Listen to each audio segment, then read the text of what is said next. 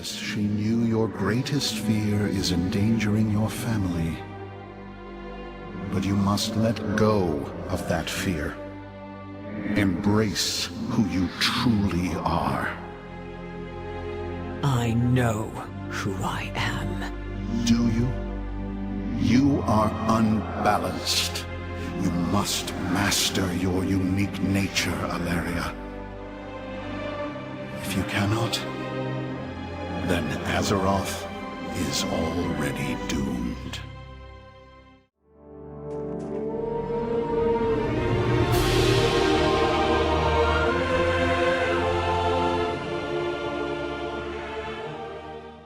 Greetings and citations, everyone. We're coming to the midway point of War Within, with no clear final villain in sight, yet. Sure, there are some outliers with Xal'atath, Queen Azshara, Rudicron, and Dementius, but those ones seem definitely for the long game of either Midnight or Last Titan. So, who exactly is the bridge, or who exactly is going to be the bridge into Midnight, and the fallout of Quel'Thalas and the Void? Well, you've read the title, so I don't think I need to play cat and mouse here on who that is. Locus-Walker. I want to start this off with an old saying: if it's too good to be true, it probably isn't. That's the kind of phrasing I want to start out with when looking at Locus-Walker. This calm, elevated ethereal who's mastered the Void to the point where the hindrances are simply not there. That the drawbacks to using the Void don't seem to apply to him or those who follow him. It just always seemed so off to me that when he gifted this sort of knowledge to Illyria and to the Void Elves. Not to say it wasn't true or that it was a lie, I do think that he's mastered the Void, and that there aren't any clear drawbacks right now, but he's played it close to the chest on how he discovered this, how he's managed that, and exactly the past on how he became Locus-Walker, which isn't even his real name. When you utter his real name, it causes a complete devastation of the Void to wherever he is. Sure would be a bad thing if he uttered his real name on Azeroth, right? Be, pretty bad if he evoked his name near the Sunwell, right? But proof is in the pudding. Sure, I can rant on about how even Deathwing or Neltharion fell to the Whispers of the Void eventually, and he was one of the strongest dragon aspects, who initially used such gifts to the benefit of his dragon kind and his friends at first, to his family as well.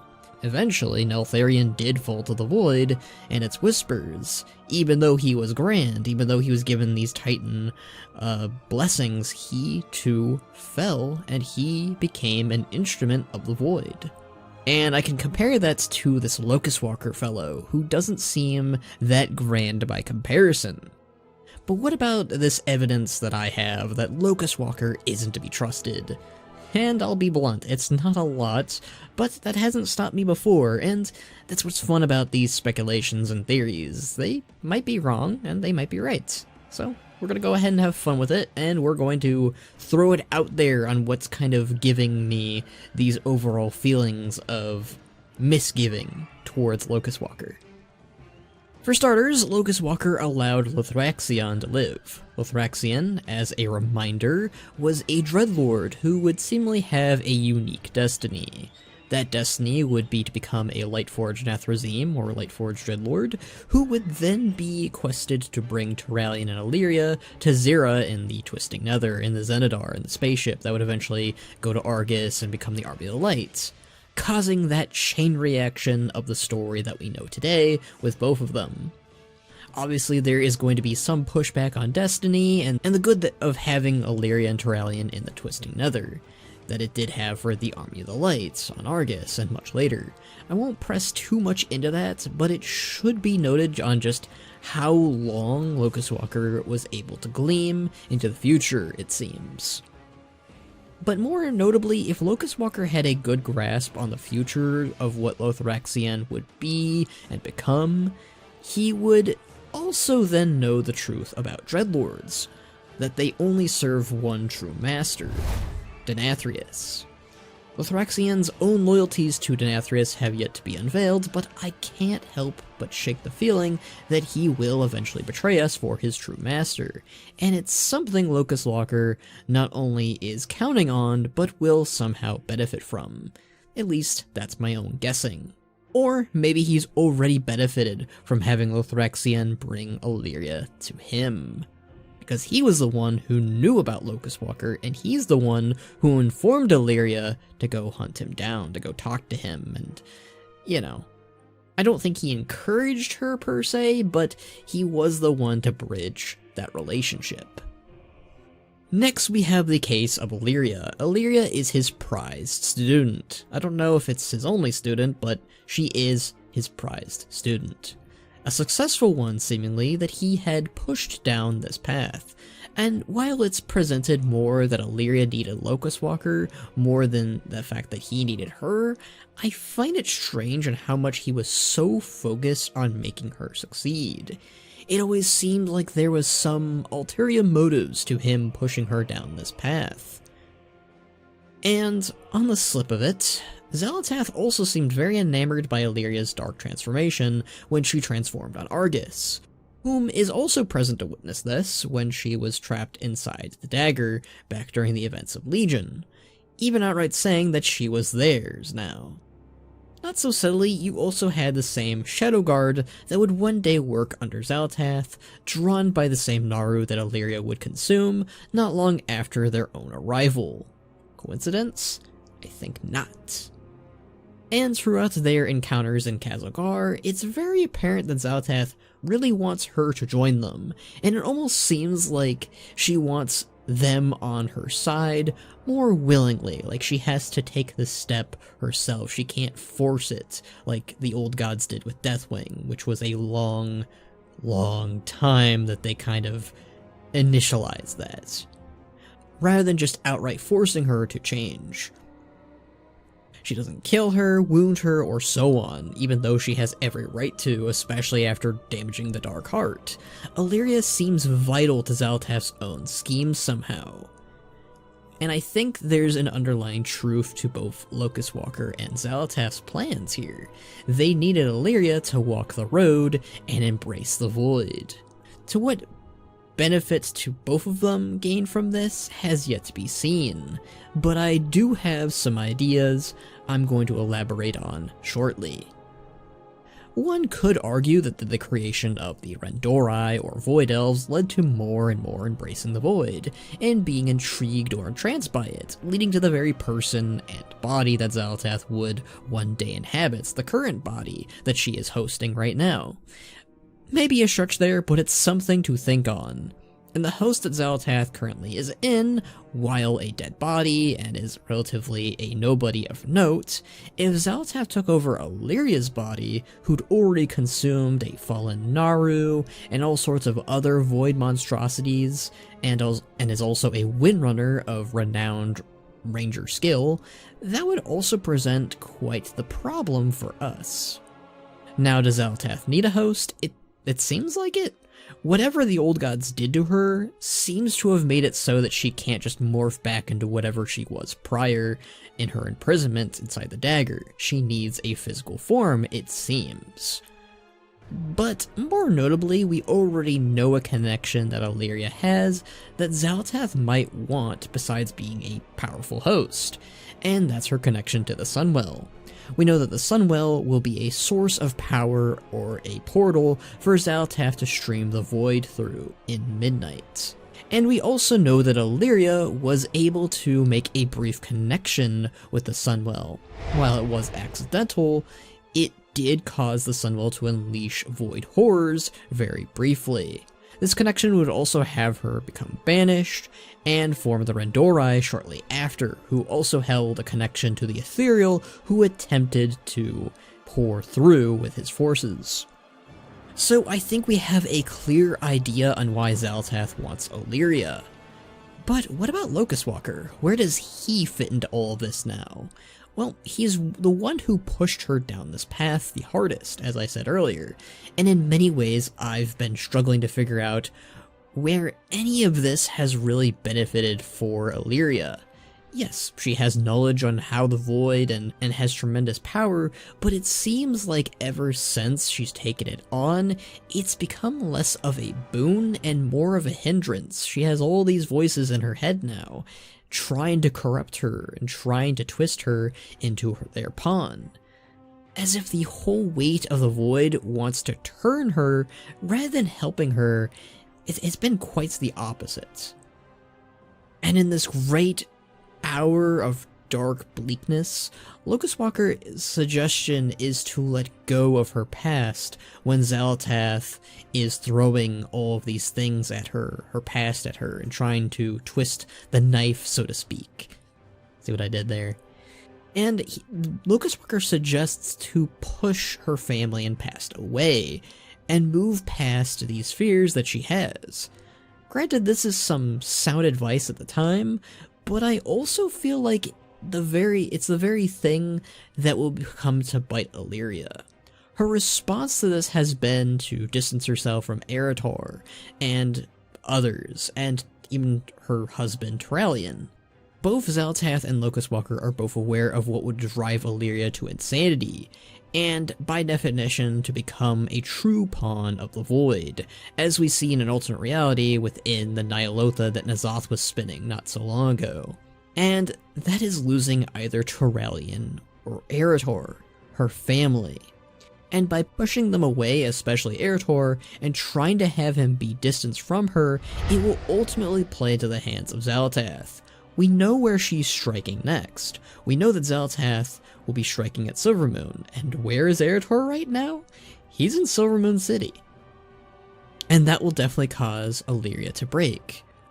Locus-Walker advertently or inadvertently is playing into the hands of Xal'atath. It feels like he's setting the stage for Xal'atath to enact her plans and to enact her schemes. Accidentally or inaccidentally, it's what he's doing. Is he an unwilling pawn or a sheep in wolf's clothing? Again, that very advice, the words that were mirrored to one another, it was not Illyria letting go of her past and her family that ensured victory against Xal'atath, but rather her standing by such feelings.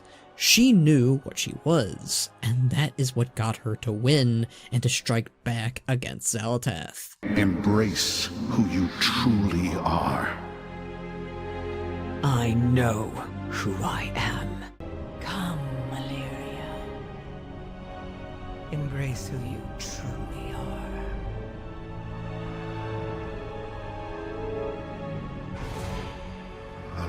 Illyria.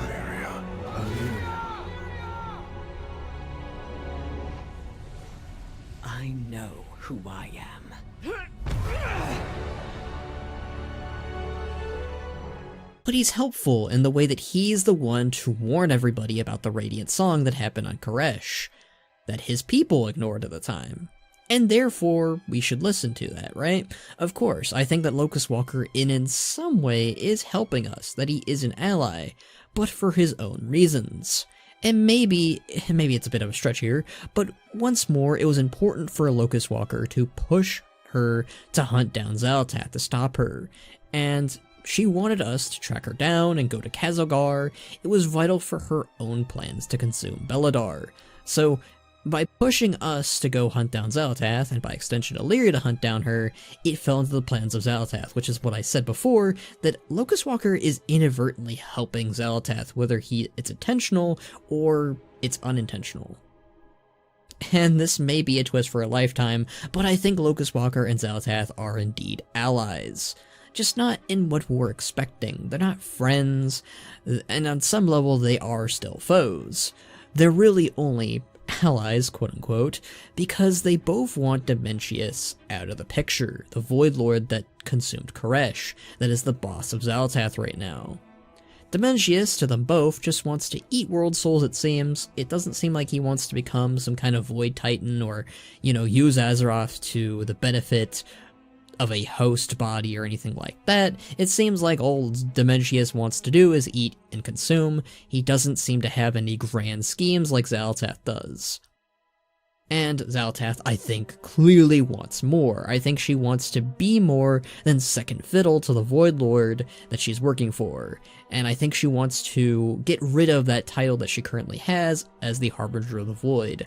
I think instead she wants to become the main face of the Void. She's got bigger aspirations than are currently being laid out. The Radiant song for Locus-Walker and his people wasn't warning them of Xal'atath's coming, no. But rather it was Dimensius's, and I think Dimensius is what Locus-Walker wants truly out of the picture for good. And it's one of the things that him and Xal'atath might agree on, that would free Xal'atath from such a binding, and Locus-Walker to get that revenge. And in some twisted way here, Illyria is the key to taking him out maybe, or initializing that removal. The key to all of this, and my reasoning, is Princess Keveza, a void ethereal princess we encounter in the royal palace of the Nerubians of Ashkahet. Now, she was seemingly sent there to kill Queen Antagonist by her master, and some quickly assume that her master is Xal'atath, right? I don't think so. Xal'atath, while saw Antagonist as a pawn that would eventually meet her end, did need her to last a while, it seemed, for her own schemes, to be a distraction. And I don't think she needed an ethereal like this to dispatch her. I think she could have done that herself. I think she had other agents that could do it. I don't think it makes any sense for Xal'atath to use a princess mercenary to make this all happen. This was another party altogether whom served another master. And my first initial thought was Dimensius, surely. But Dimensius doesn't strike me as the type to do this either. And I don't think Xal'atath as somebody who'd betray his words, even if the Void can see that as a possible reality or something. I don't think Dimensius would betray Xal'atath, and I don't think Xal'atath would enact her schemes or plans against Dimensius in such a way either. Another could be Iridikron, but what would he gain by betraying Xal'atath here? This is way too early in the game, too. No, I don't think he'd do so when it seems like he's going to let her take all of the heat for a while. His plans seem fully focused on the Titans, and I don't think he would, betray her either. At least not yet. Not in this manner. So if not Dimensius, if not Iridikron, if not Xal'atath, that leaves Locus-Walker as our prime candidate, in my opinion at least, for sending an assassin to remove the Queen, and to play as a potential ally for Xal'atath maybe, ordering her to remove any loose ends who would jeopardize their plans. And that's us, sadly, at the time. What are Locus-Walker's own goals here if this is true? I'd say his goals align with Xal'atath's, and it's more that she's a potential rival, but also an accomplice too. I'd not be shocked if the two's history together was also why Koresh fell, and they are both to blame. Perhaps Xal'atath was Locus-Walker's own mentor once, too. Wouldn't shock me in the slightest if he was among the first people that she's allied with and burned him, and being the only one who seems to have survived the tale, outside of Iridikron and a few others. Perhaps he intends to use Azeroth's World Soul to fix Koresh, and this is his version of atonement. Maybe he just wants a crack at taking down Dimensius, and this is the best way to see it done. Maybe he wants a Darkheart for himself to enact both plans. It's my belief that we'll see his true colors in the end, and we may very well confront him within the Telegraph's Rift or Koresh itself. Now, I do realize this has many holes in it, and I'll very likely be wrong in the end. But it's fun to speculate, and it's fun to theorize. Maybe I'll be right, maybe I'll be wrong, but I could certainly see my own perspectives being shed on the other side of the coin for some of these. That Locus-Walker is actually a good guy, and what I'm saying is complete BS, of course. But one thing is for certain, he's hiding something from us, and I think that'll be revealed at some point. But let me know your own thoughts on this down below in the comments. Is Locus-Walker our ally, or is he a villain in his own right? And if not Locus-Walker, who do you think the final big bad of War Within will be? I think there's no better way to end this part of the saga first by facing the one who kinda started it. But that's me. Alternatively, I could see it being the current host body of Xal'atath that we take down maybe, or maybe it's Dementius, though I have the feeling he's to be dealt with for Midnight personally. Be sure to like, share, comment, and all that jazz. If you'd like to join me and my community on my Discord, you most certainly can. We'd love to have you talk about all sorts of stuff and things. And if you like me enough, you can support me on my Patreon like these amazing folks here. But until next time, my friends, bye ya!